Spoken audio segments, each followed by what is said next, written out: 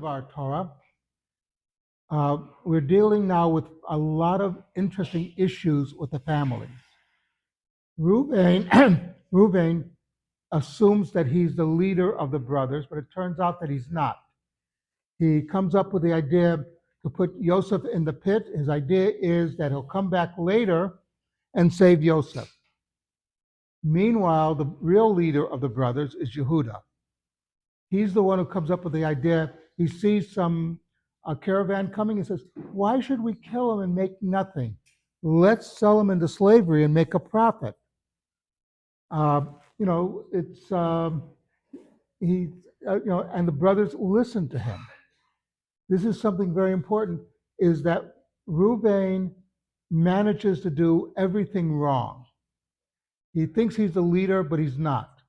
And the brothers don't respect him. They don't listen to him, which shows that they don't respect him.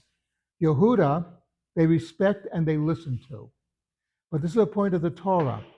Just because you were born to certain people or you were born in a certain order of the family, do not assume that you will be the leader. Remember, David was the youngest of his father. Okay?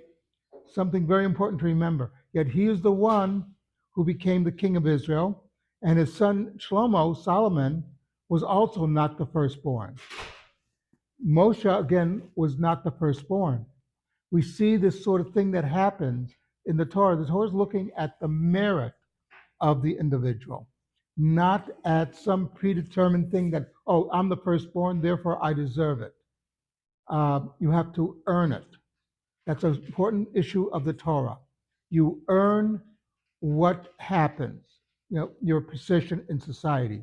The Torah believes in merit-based, not in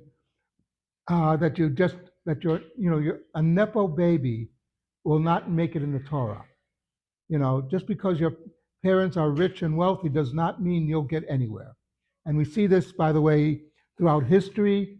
In America, we have the story rags to riches to rags.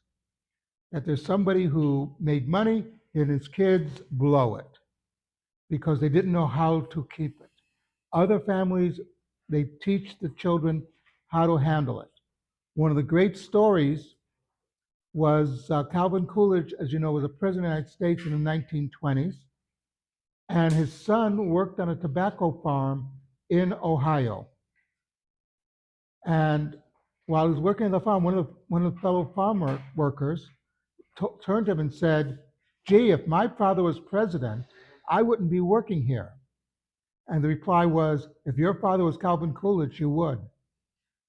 Uh, it showed you that the idea is you earn your position. You do not get it automatically.